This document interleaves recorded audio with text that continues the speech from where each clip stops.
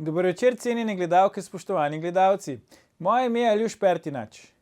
Če mu bomo dali možnost, se bo britanski sev razmnožil med nami. In to prav gotovo se bo razmnožil, če mu bomo dali priložnost, se bo zelo hitro razvil, pravi direktor NIJZ. Torej, ne mu dati šanse, niti slučajno. Sedaj pa gledate 69. oddajo 4. sezone Faktor na TV3. Resnica boli, komentarji še bolj in smrt sovražnemu govoru, svoboda narodu. Danes bomo za vas komentirali Odvežimo Slovenijo. Kaj veže Slovenijo, da ne zadiha s polnimi pljuči? Predsednik republike vabi na pogovor. Bivši premier in koordinator Levice Luka Mesec sta ga že zavrnila.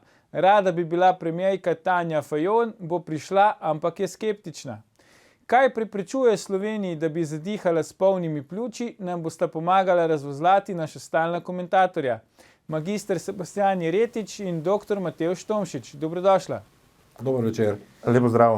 Sebastijan, Matevž, predlagam, da začnemo kar pri tem pozivu predsednika republike. Ne? To je značilno za Boruta Pahorja, za ta dva njegova predsedniška mandata, da rad sklicuje predsednike strank. Prejšnji predsedniki recimo republike se tega niso posluževali, teh nekih sklicev predsednikov strank. Kako vidva gledata na to njegovo potezo? Je zdaj pravi trenutek, da bi se predsedniki vseh strank v Sloveniji poenotili in v čem bi se naj pravzaprav poenotili? Trenutek je zagotovo pravi. Soočamo se z enim največjih izzivov naših časov in bi bilo seveda dobrodošlo, če bi se lahko poenotili. Ne? Glede na to, da smo pa v momentu vlaganja konstruktivne nezaupnice, je seveda možnosti za nek resen pogovor toliko manj.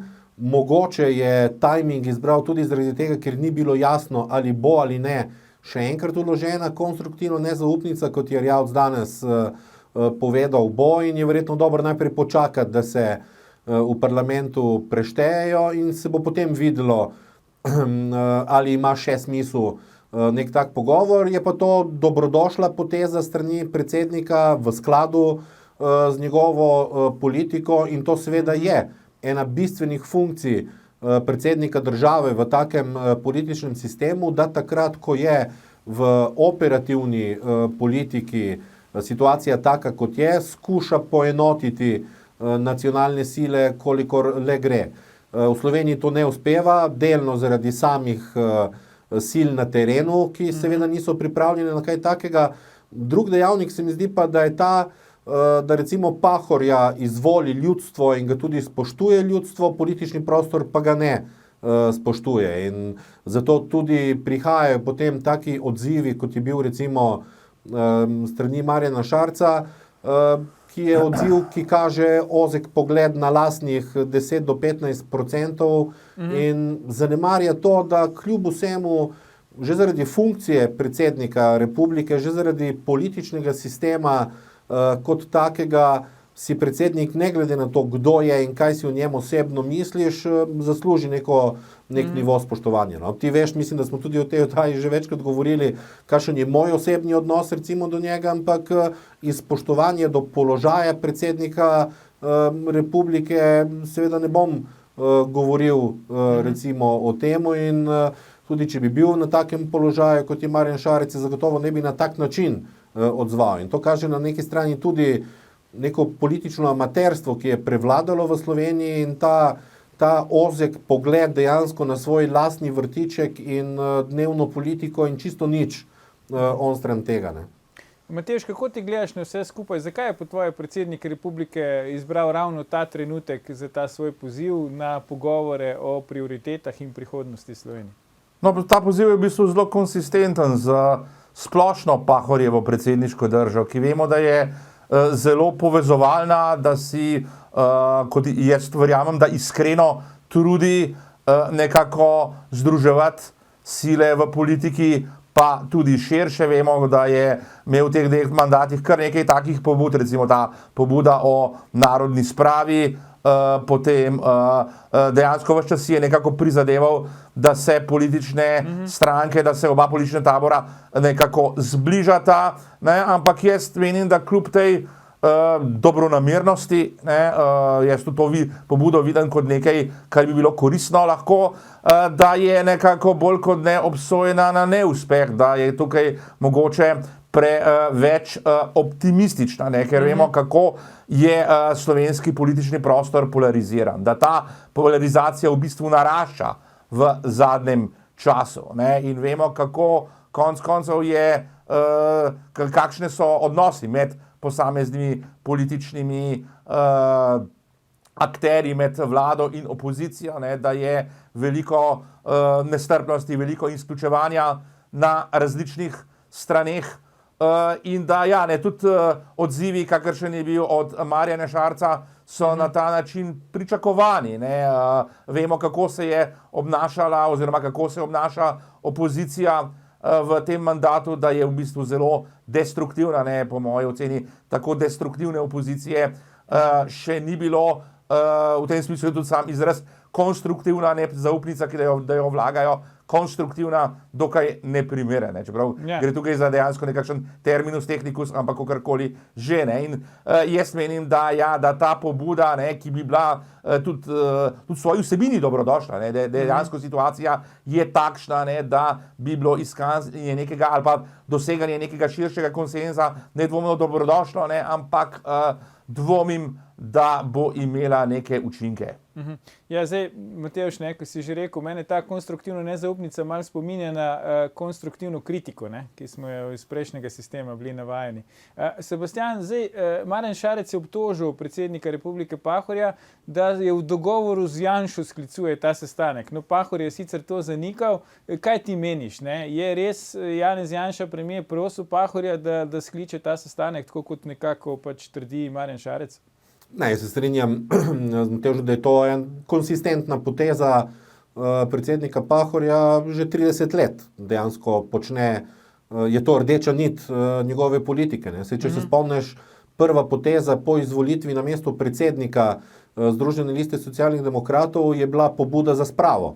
In na tisti konferenci strank, to je bilo praktično nekaj mesecev po kongresu, je doživel seveda popoln poraz. Nekaj čez 100 glasov proti 5. Mislim, samo 5 nas je podprlo takrat na tisti konferenci njegovo pobudo, tako da tukaj, kar se tega tiče, mu gre absolutno priznati iskrenost in konsistentnost v tem prizadevanju za pomiritev političnega prostora.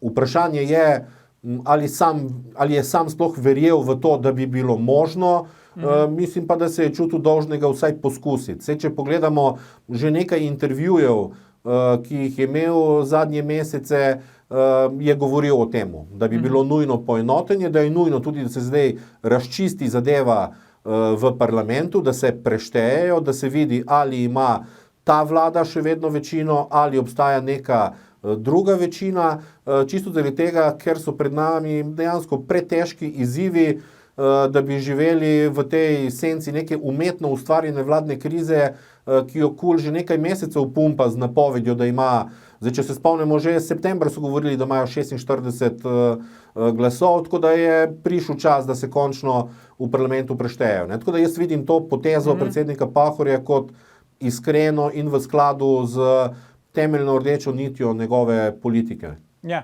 Matevž, zdaj opozicija očita Pahorju, da je premalo kritičen do vlade, ne? Zmotilo jih je tudi, da je v tem pozivu napisal, da pač vlada dobro upravlja z epidemijo, po njegovem mnenju. So po tvoje te kritike upravičene? Je Pahor premalo kritičen do vlade in po drugi strani, vemo, predsednik republike ima zelo omejene pristojnosti v Sloveniji, ne? Ali dviguje nervozo pri predsednikih strank, ker se mogoče pa vendarle, sploh v tem trenutku, v katerem smo zdaj, pa spet preveč vmešava v te neka medstrankarska razmerja. Se pravi, a lahko predsednik republike takrat, ko ni na mizi nobenega predloga, še vemo, ne, ni še prišlo do vložitve konstruktivne nezaupnice, če sploh bo, na tak način posega v ta strankarski prostor? Dobro, meni je ta očitek, da Pahor ni dovolj kritičen do vlade, precej nenavaden, bi rekel, ne, kot da bi nekako po naravi stvari predsednik države moral biti do vlade kritičen. Ne. Predsednik je lahko bolj ali manj kritičen, ne, bolj ali manj naklonjen vladi. Konec koncev, če stvari mečkano obrnemo, se tudi do opozicije predsednik Pahor ni kaj kritičen. Ne? Vsaj jaz kakšne kritike nisem zasledil iz njegovih ust. Ne? Tako bi rekel, da ima on vendarle tukaj neko precejšno ekvidistanco, ne? Da je njegov pristop tukaj dovolj uravnotežen. Ne? Je pa nedvomno takšna situacija, ne? Zdaj s to epidemijo in z vsemi posledicami, ki jih prinaša in ki jih bo še prinesla, nikakor trenutek primeren za to, da bi nekako se tudi nosilci najvišjih političnih funkcij, da bi nekako zaostrovali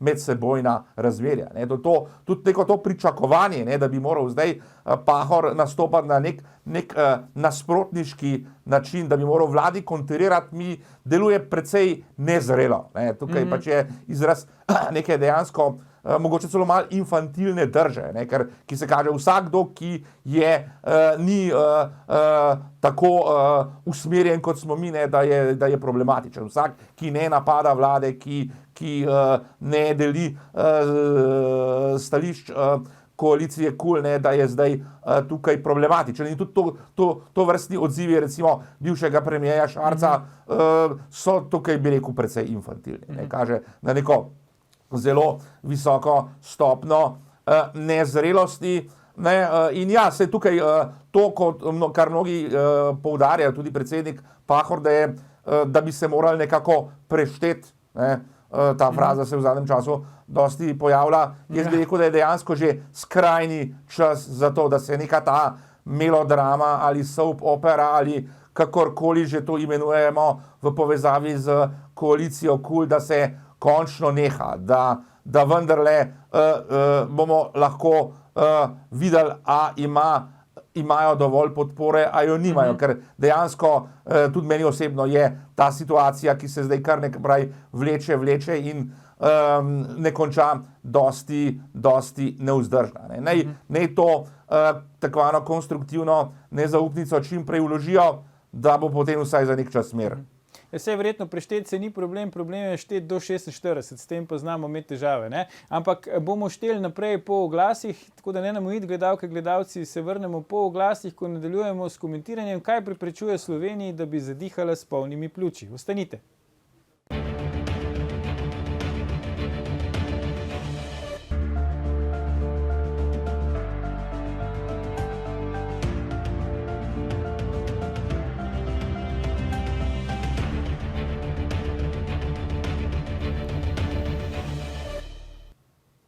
Dobrodošli nazaj. Z nami sta še vedno Sebastijan Jeretič in Matevž Tomšič, pogovarjamo pa se o tem, kaj preprečuje Sloveniji, da bi zadihala s polnimi pljuči. Sebastijan, težko najdeš v Sloveniji kakšen večji odstotek ljudi, ki bi bili absolutno zadovoljni s tem, kako nam gre, tako kot državi, kot recimo tudi njim samim. Kaj ti praviš, kaj ti meniš? Smo preveč kritični, smo res popolnoma zavozili, ne vemo, ob osamosvojitvi smo sanjali o tem, da bi postali druga Švica, zdaj nekako težko najdemo koga, ki bi rekel ta hip, da je Slovenija druga Švica, ampak če pogledamo tako generalno, preden gremo na podrobnosti, kak je tvoj občutek? Smo pač lahko objektivno zadovoljni s tem, kar imamo, kjer smo ali ne?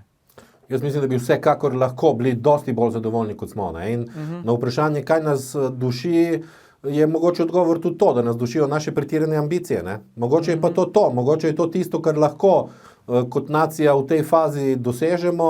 Tudi če gledamo mednarodne statistike, mi smo po veliko parametrih, tudi če nismo v svetovnem vrhu, smo tik pod tem, zagotovo smo pa nad kakim recimo evropskim povprečjem. Ne? Od sociale, torej od enakosti, od nekih mehkih zadev, kot je enakost med spoloma in podobnih parametrov. Tam, kjer mogoče malo pademo, je zgodba na kakih gospodarskih parametrih pri dodani vrednosti in tako naprej, ker pa mogoče kompenziramo s tem, da je pri nas kljub vsemu socialna stabilnost nekako pomembnejša. Ne? Tako da mogoče smo res premalo zadovoljni s tem, kar imamo in je tudi to eden od razlogov, da se čutimo, da nas neki duši. No? Matevž, ti si visokošolski učitelj, si raziskovalec, kako ti recimo gledaš na te stvari? No, če se zdaj sprašujemo o zadovoljstvu za situacijo, ne, se moramo najprej zavedati, da smo v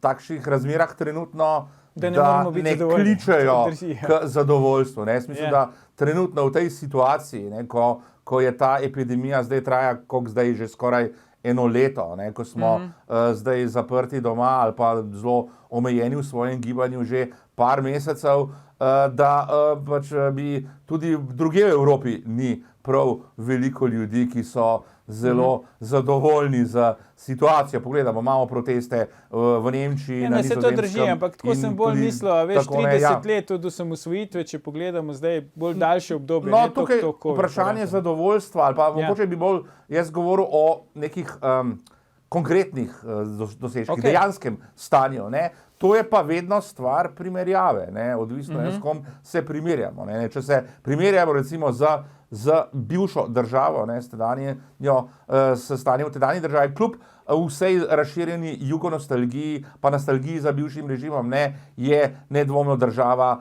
dosegla zelo velik razvoj, velik napredek. Tako rekoč na vseh področjih. Ne.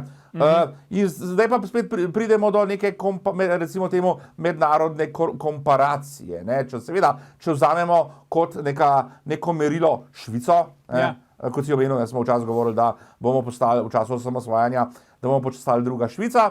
Ja, če vzamemo Švico za merilo, potem seveda ja, ne, je Švica še vedno bistveno uspešnejša na večini področji. Če pa vzamemo, ne vem kaj, ali države bivše Jugoslavije, ali pa recimo, ne, celo, če gremo še dlje, recimo države kakšnega tretjega sveta, potem pa seveda Slovenija je praktično na vseh področjih v zelo dobrem položaju. Ne. Tako da jaz bi rekel, da glede tega smo nekako v Evropi, če vzamemo v Evropsko unijo, nekje po večini parametrov nekje bolj v zlati sredini. Ne. Seveda situacija nekako ni tako slaba, kot si jo mnogi včasih predstavljamo, ne. Nikakor pa to ni nek razlog za zadovoljstvo. Ne. Mislim, to, da imamo ali pa da smo imeli recimo v izhodišču, ne, takrat, ko smo govorili o drugi Švici, da smo imeli velike ambicije, da je to nedvomno pozitivno. Ne? In to, kar je glavni problem, bi rekel, ne, da je še vedno preveč neke retencije, ne? Preveč, kako bi rekel, rigidnosti na mnogih področjih. Ne? Prevelika zbirokratiziranost, monopoli, ne? Premalo, kako bi rekel, premalo spodbudno sistemsko okolje za nek razvoj nekih kreativnih potencialov. Ne? Ali je to v gospodarstvu, ali je to v znanosti, ali je to v šolstvu. Ne? Še vedno se preveč zanašamo na državo, še vedno nekako verjamemo nekim monopolom, nekim monopolnim institucijam. Ne? In to je tisto, kar nekako nas drži k tlom, ne? Če lahko temu tako rečem. Zdaj, Sebastijan, tujci, ki pridejo k nam, bodi si kot turisti ali pač za dalj časa, pravijo, da Slovenci imamo zelo radi svojo državo. Ne? Zasledil sem tudi oceno, da se patriotizem Slovencev najbolj vidi v tem, da je Slovenija pač ena najbolj razvojno naravnanih oziroma po neki lestvici celo najbolj trajnostno naravnana država na svetu. Se ti strinjaš s to oceno, da se tukaj kaže pač ljubezen Slovencev do naše domovine? To je mogoče eden od vidikov, da vsaj, ko pridejo turisti, seveda ne šimfamo po naši državi. Verjetno je to bolj izjema kot pravilo. Ne? Drugače znamo biti seveda zelo, zelo kritični. Ne? Ampak strinjam se s tem, da mogoče bi pa namesto o tem, da govorimo, kaj nas duši, raje obrnili okvir in bi rekli vsaj to, kje imamo še rezerve, recimo za nek dodaten napredek. Ne? In tle zagotovo prva stvar, ki pade na pamet, je birokratski aparat, oziroma pa ne govorim samo o birokratih, ampak že o samih procedurah, sistemih, institucijah in tako naprej. Ne. Zato se mi zdi absolutno nujno, da vlada takoj, ko gre mimo ta gužva, potisne naprej tisti paket, ki ga je pripravil Ivan Simič. To je mogoče nek prvi korak v pravo smer, da bi malo razrahljal določene proceduralne zaplete. Naslednji korak, ki bi pa moral slediti, je pa vprašanje, ne morem reči, miselnosti javnih uslužbencev. Ne? Tony Blair, ki ni bil lih mogoče neka perla, ga ni zahvaliti preveč, ampak tisto, kar je povedal na koncu desetletja vladanja Britaniji, se mi je zdelo zelo pomembno. Ko so ga vprašali, kaj je bila njegova največja napaka, je rekel, da je rabil 5 let, da je ugotovil, da reforma javnega sektorja temelji na spremembi miselnosti javnih uslužbencev. Ne? In ta kombinacija neke debirokratizacije na sistemski ravni in spremembe miselnosti javnih uslužbencev bi bila zelo, zelo pomembna, da izkoristimo tiste rezerve, ki jih mogoče imamo. No? Matevž, kaj pa recimo inštitucije? Dostakrat rečemo, inštitucije v Sloveniji dolgo časa se gradijo, so na nek način brezzobi tigri, nismo z njimi zadovoljni. Ta šibkost institucij se pozna kar precej, verjetno tudi zaradi pomanjkanja tradicije. Zadnji v vrsti primerov je nesrečni primer, če tako rečemo, predsednika Računskega sodišča, ki je do pred kratkim še vendarle uživalo nek ugled, pa zdaj obstaja realna bojazen, da s to njegovo epizodo, ki še ne vemo, kako se bo sicer končala, tvegamo, da tudi Računsko sodišče izgubi tisto ugled, ki bi ga nekako morali imeti v družbi. No, jaz bi se vrnil na to tvojo navedbo o tej raziskavi, da naj bi Slovenci nekako bili zelo patriotsko naravnani. Da se patriotizem kaže v tem, da skrbimo lepo za svoje okolje pa za svojo državo. Samo tukaj zdaj lahko, oziroma moramo pogledati, kaj je vsebina tega patriotizma. A je tukaj navezanost na deželo, na domovino, na ljudi, ali je to navezanost na državo. Jaz bi rekel, da je prej to prvo. Se pravi, da smo Slovenci patrioti, čeprav vemo, da v delu javnosti in delu politike je patriotizem smatran za nekaj slabega, ampak kakorkoli že, da tukaj ta navezanost je predvsem se nanaša na našo lepo deželo, lepo pokrajino, kulturno dediščino, ljudi, morda tudi nikakor pa ne na državo, če tukaj državo zdaj razumemo v tem klasičnem weberijanskem smislu kot nek institucionalni aparat. Da tukaj pa bi rekel, da se ta navezanost neha, navezanost na neke institucije, sploh če govorimo tukaj o političnih institucijah. Vemo, kako nizko zaupanje uživajo politične institucije v Sloveniji, od vlade, parlamenta, politične stranke, vemo, da kotirajo izjemno nizko. In dejansko tukaj ta nezaupanje v institucije, to bi bila lahko druga debata, ampak nedvomno je vsaj eden od razlogov tudi njihova neučinkovitost, njihov način, kako delujejo oziroma kako ne delujejo, da dejansko tukaj v teh 30 letih nam kljub vsej tej tranziciji, vsem tem sistemskim spremembam, nam ni uspelo razviti dejansko nekega sistema neodvisnih nadzornih institucij. In ravno ta zgodba z Računskim sodiščem, oziroma predvsem vezana na njegovega predsednika, je tipičen izraz tega, ne edini. Vemo, kakšne kritike vse letijo, denimo na delovanje sodstva, mnoge zelo upravičeno. In ta zgodba z Tomažem Veselom in Računskim sodiščem mislim, da je zelo indikativna. Neki zgodba, kako se je nekako vsaj vzpostavil nek vtis, nikakor neutemeljen, da je to institucijo, da se je skušalo instrumentalizirati v politične namene. To je en vidik. Drugo, kar pa je nekako lahko bi rekel izbilo sodu dno, je pa to ravnanje samega predsednika te institucije, ko vemo, da je delal nekako za zdraven še v neki drugi institucijami, v kateri je zaslužil, ne vem koliko, 3 ali 4 več kot za svojo plačo. In jasno, vse to početje nekako ne samo zbuja dvom, ampak dejansko zbija kredibilnost. Recimo v tem primeru Računskega sodišča. Zato, po moji oceni, bi edino, kar lahko stori sedanji predsednik Računskega sodišča, da vsaj do neke mere vrne ugled tej instituciji, da nepreklicno odstopi. Ker tukaj se kar zgodbe nadaljujejo. Recimo, potem je zdaj to, kar je prišlo pred par dnevi v javnost, da se je Računsko sodišče odločilo za revizijo prodaje Planet TV, in to medija, ki je v zadnjem času zelo kritično poročal o o njegovem početju, ker se spet lahko se ustvari nek sum, ne, da gre tukaj za neko, recimo temu, maščevanje določenemu mediju. Ne. Tukaj se je vendarle preveč tega zgodilo, ne, in ja, tukaj v tem primeru bi vesel in tudi recimo drugi funkcionarji, ki so jih dobili s tako prtljago, ne, pač bi morali se iz teh svojih položajev umakniti. Če se zdaj dotaknemo, Sebastijan, tega kadrovskega vprašanja, ne? Kdo se rekrutira na najpomembnejše položaje v državi, kdo pride skozi to kadrovsko sito, ali se najboljši kadri na nek način tepejo med sabo, kdo bo prišel na funkcije, ali smo bolj priča tej neki negativni kadrovski selekciji, da bolj tisti, ki ne uspejo drugje, potem nekako tu iščejo svojo priložnost.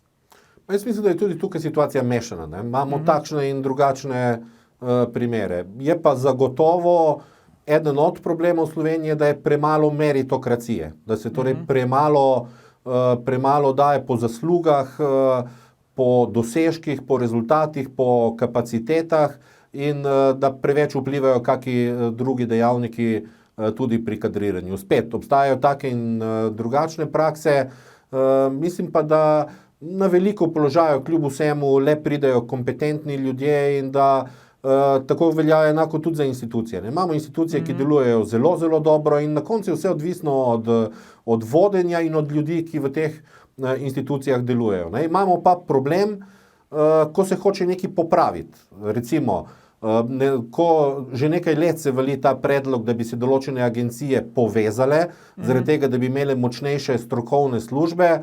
Ko je ta vlada dala zadevo na mizo, je bila seveda takoj afera, urbanizacija, podrejanje nadzornih institucij, čeprav je bilo jasno povedano, da bodo vsi elementi nadzora ostali enaki, kot so bili prej.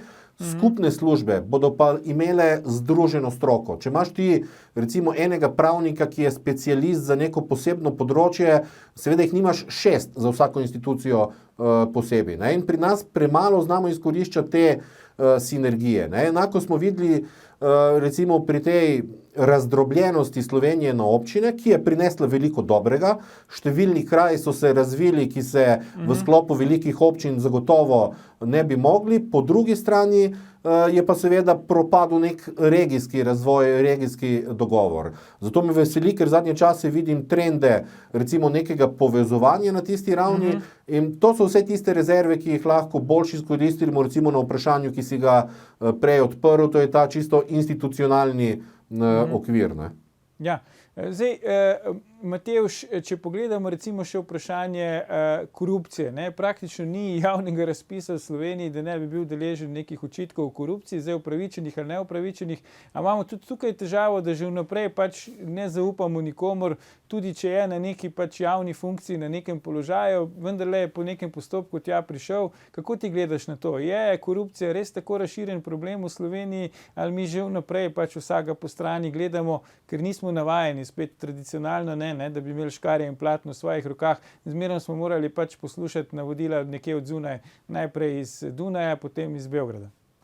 No, korupcija je nedvomno nekaj problematičnega, in jaz bi rekel, da je tudi pri nas kar precej razširjena, čeprav tukaj, če gledamo razne mednarodno primerjalne raziskave, ne, Slovenija se vendarle ne uvršča v sam vrh držav po korumpiranosti, ne, tudi ne v sam vrh po nekorumpiranosti, ne, po odsotnosti korupcije, se pravi, bi rekel, da smo tukaj nekje v sredini, ampak jaz tukaj vidim korupcijo bolj kot nek simptom, ne kot vzrok težav, ampak posledica nekega sistemskega stanja. Ne. Po moji oceni je korupcija ravno posledica monopolov, posledica prevelike rigidnosti, prevelike zbirokratiziranosti, ne, ko pač imamo en kup nekih zakonov, predpisov, pravil in ostalega tega normativnega balasta, ne, ki pogosto dejansko duši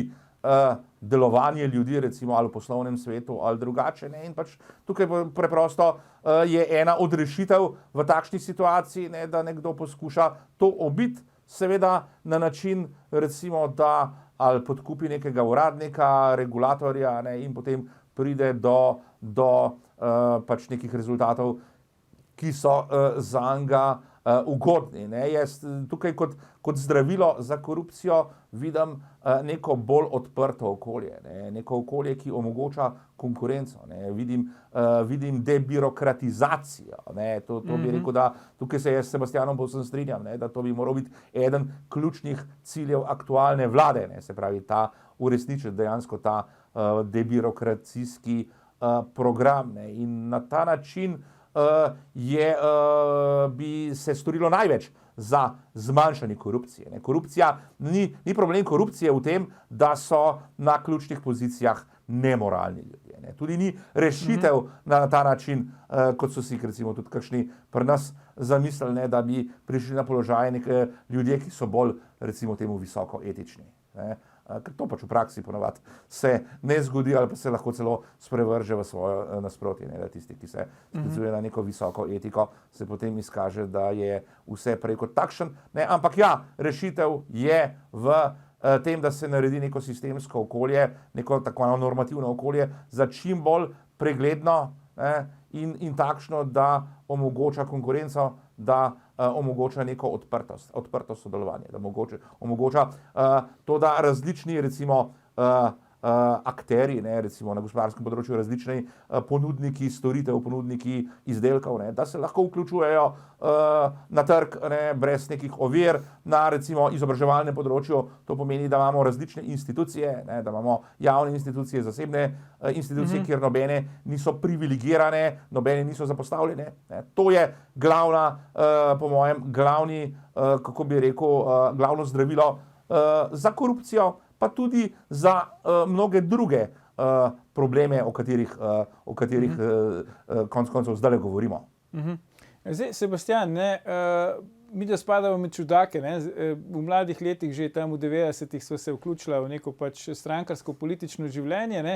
Zdaj je že kar nekaj časa od takrat minilo, stranke politične niso nič bolj popularne, kakor so bile takrat, mogoče so celo še manj. Zakaj recimo Slovenci to neko politično družbeno angažiranost tako, bi rekel, po strani gledamo, je ne dojemamo kot nek del vsakdana neke demokratične evropske države?